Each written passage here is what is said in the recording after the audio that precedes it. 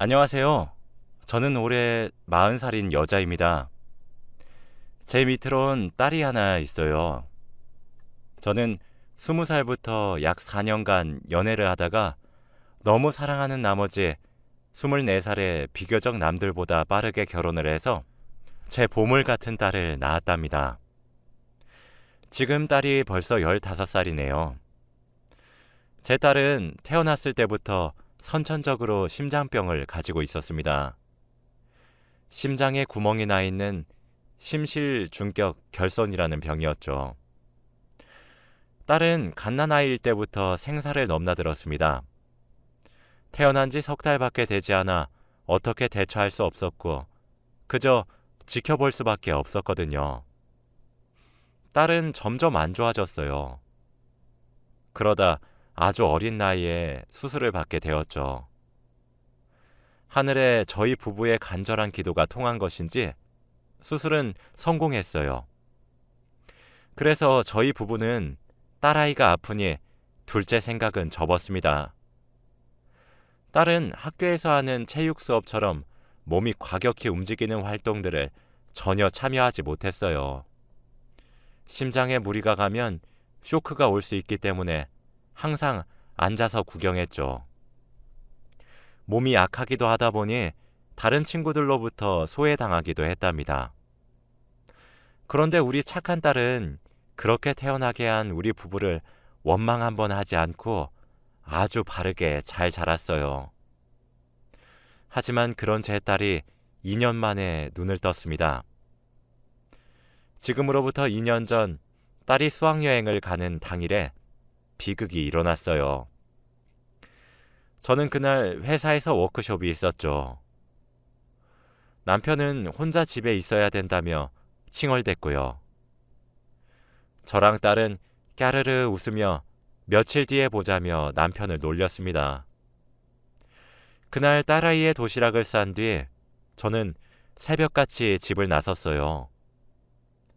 딸은 평소와 다름없이 평소 등교하는 시간에 학교로 갈 예정이었어요. 제가 워크숍에서 직원들과 회의를 하고 있는 도중 남편에게 전화가 계속 걸려오더라고요.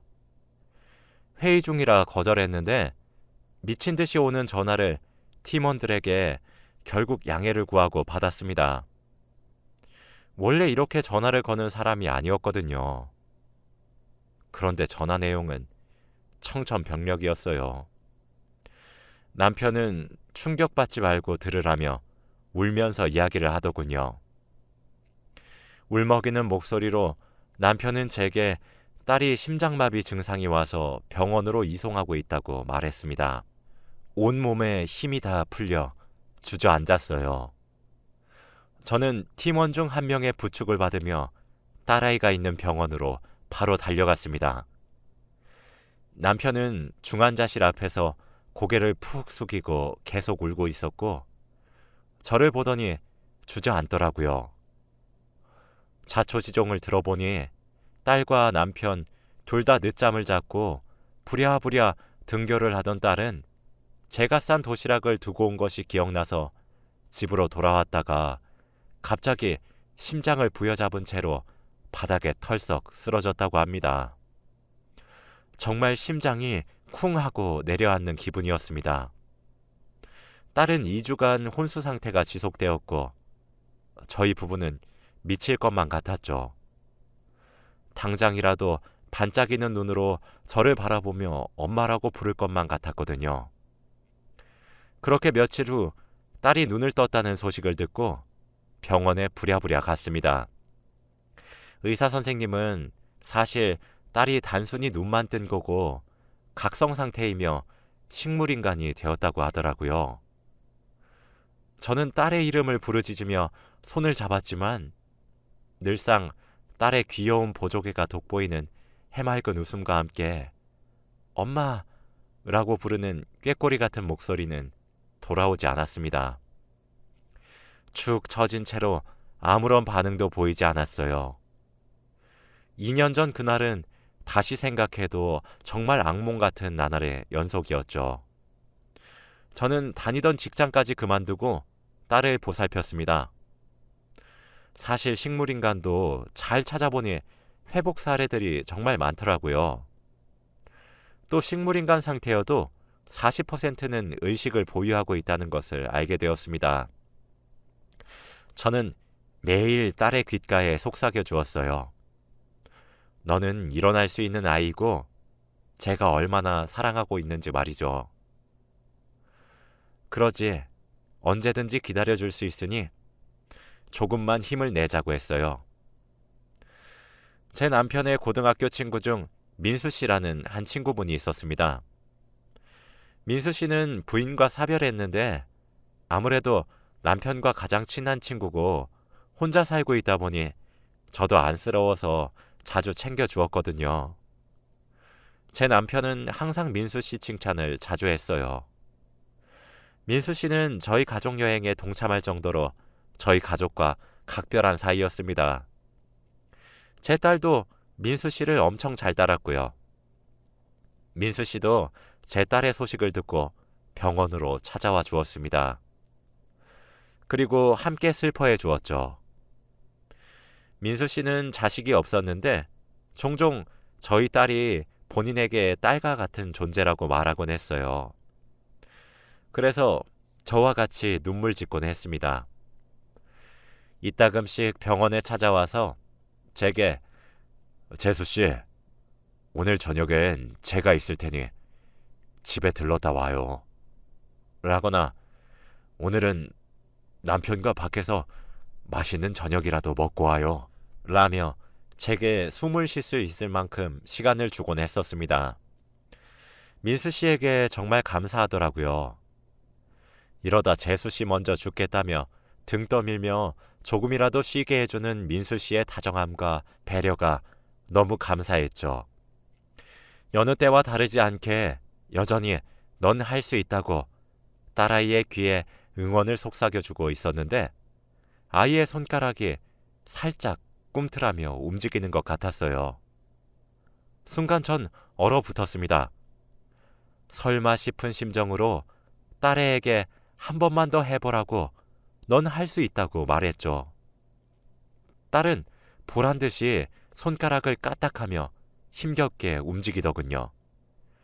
저는 소리를 지르며 의사 선생님을 찾았습니다.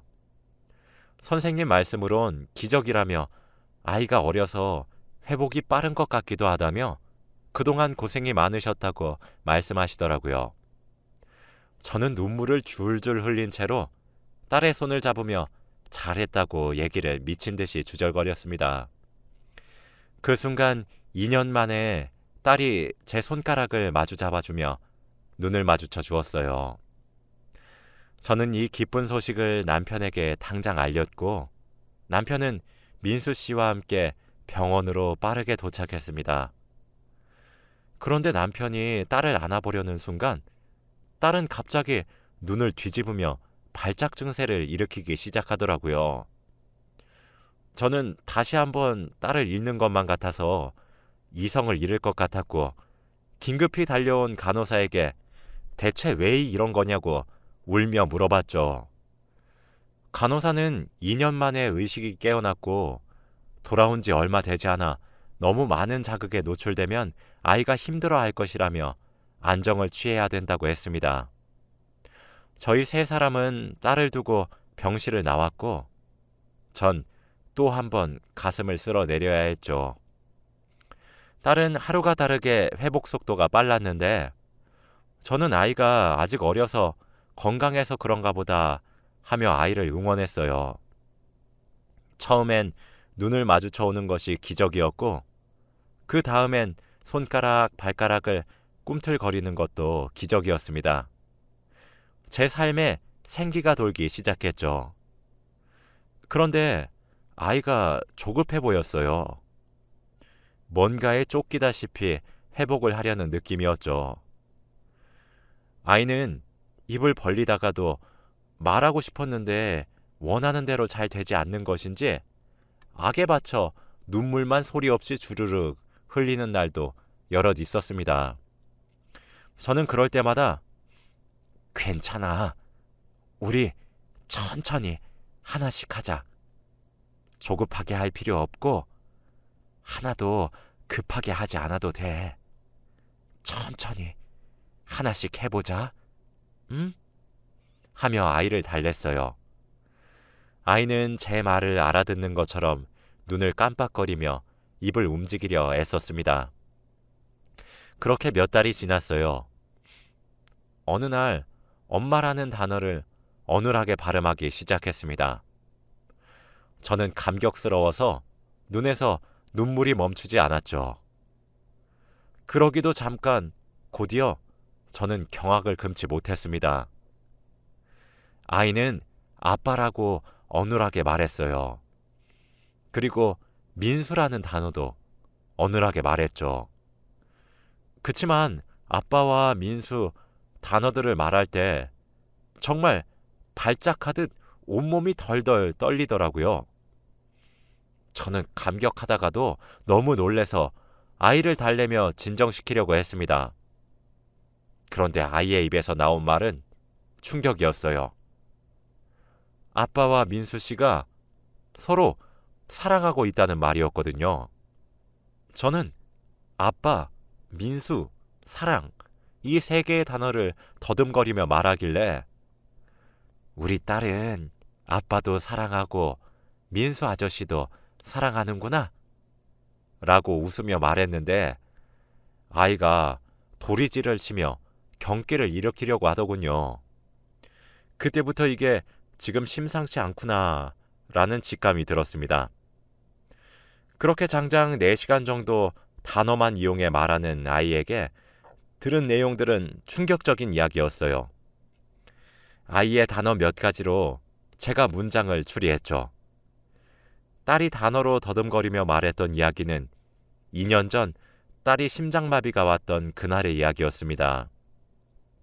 수학여행을 앞둔 딸은 제가 들었던 남편의 얘기와는 다르게 너무 설레서 알람이 울리기도 전에 일어나 학교로 갈 준비를 마치고 아빠에게 다녀오겠다고 인사까지 씩씩하게 하고 난 후에 집을 나갔다고 했어요.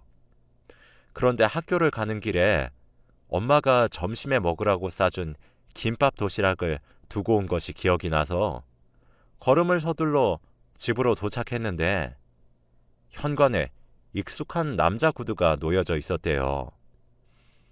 그리고 안방에서 비명 같지만 비명 같지 않은 이상한 소리가 들려왔고 딸은 집에 혼자 있던 아빠가 걱정이 되었다고 합니다. 그래서 살금살금 안방으로 다가가서 문을 살짝 열어보았는데 그곳엔 아빠와 민수 아저씨가 사랑을 나누고 있었다고 하더라고요. 어렸던 딸은 남녀가 그러고 있어도 충격을 받을 텐데 남자 둘이서 그러고 있는 것을 보고 커다란 충격을 받았고 그게 쇼크 상태로 이어졌나 보더라고요. 그 이후로는 병원에서 말소리만 들렸다고 했죠. 저는 남편과 친구 사이를 의심할 생각은 추호도 못했습니다.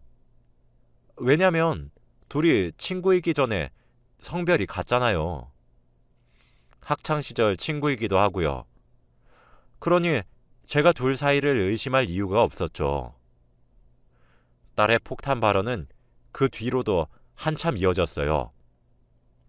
딸은 움직이지도 못한 채로 침대에 누워 있었지만 제가 사랑을 속삭여주거나 응원해줬던 말도 다 기억하고 있었죠. 민수 씨가 절 생각해서 집에 잠시 갔다 오라 등을 떠밀었던 그날 집에 도착하니 막상 남편은 야근이라 늦는다고 했습니다. 근데 야근이 아니라 민수 씨가 지키고 있었던 병원으로 왔다고 하더라고요. 그리고 저희 딸아이 옆에 같이 앉아 서로 사랑한다며 애정 표현을 했다고 합니다. 그러다 민수 씨가 저희 딸이 일어나서 그날 본 거 다 말하면 어떡하냐고 물었대요.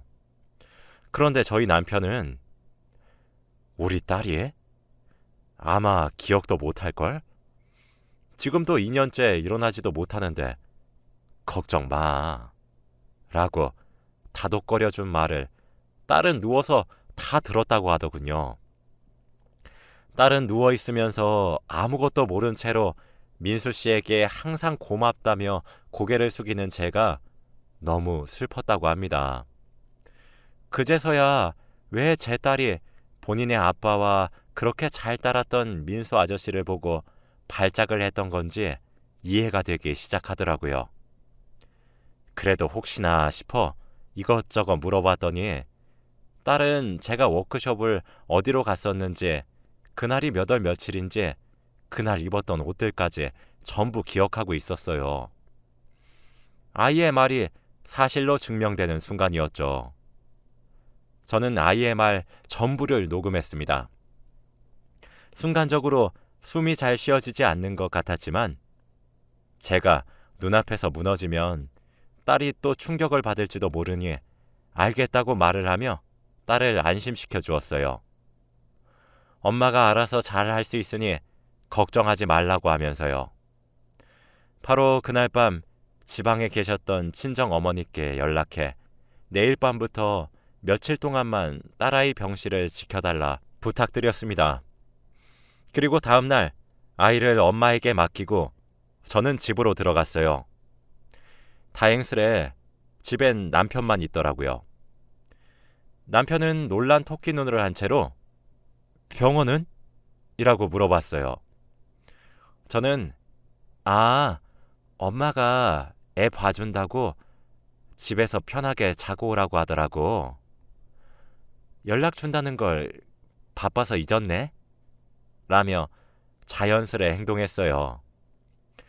그렇게 시간이 흘러 밤이 되었죠. 침대에 누워 잠을 청하는 척을 했습니다. 무슨 짓을 했을지 감히 짐작도 되지 않은 제 침대는 끔찍히 더러웠지만 곤히 자는 척을 했어요. 그렇게 2시간 정도 흐르자 남편에게서 규칙적인 숨소리가 들리기 시작했고 저는 남편의 손가락을 이용해 휴대폰 잠금을 풀어 카카오톡을 켰습니다. 하트 모양 이모티콘 하나로 저장되어 있는 대화방이 보여 들어갔죠. 불과 잠들기 직전에도 사랑한다는 카톡을 주고받았더군요. 아니나 다를까 민수 씨와의 대화방이었고 외설적이고 더러운 대화부터 서로 사랑을 속삭이는 대화까지 스크롤을 한 번만 스륵 하고 올려도 미친 듯이 증거물이 나오더군요. 남편의 컴퓨터를 이용해 대화 내용을 따로 저장해 몰래 백업시켜두고 제 메일로 보내놓았습니다. 그리고 다음날 아침 일어나자마자 물을 마시려는 남편에게 몰래 제 휴대폰을 켜서 녹음기를 킨 채 물었어요. 너 민수 씨랑 무슨 관계야? 남편은 놀란 2눈을 동그랗게 떴죠. 너무 놀랐던 건지 마시던 물컵까지 놓치더라고요. 민수 씨랑 무슨 관계냐고 묻잖아. 제가 다시 한 번 더 물었어요. 남편은 바로 무릎을 꿇고 빌기 시작하더군요. 미안해, 여보. 나도 어쩔 수 없었어. 미안하다.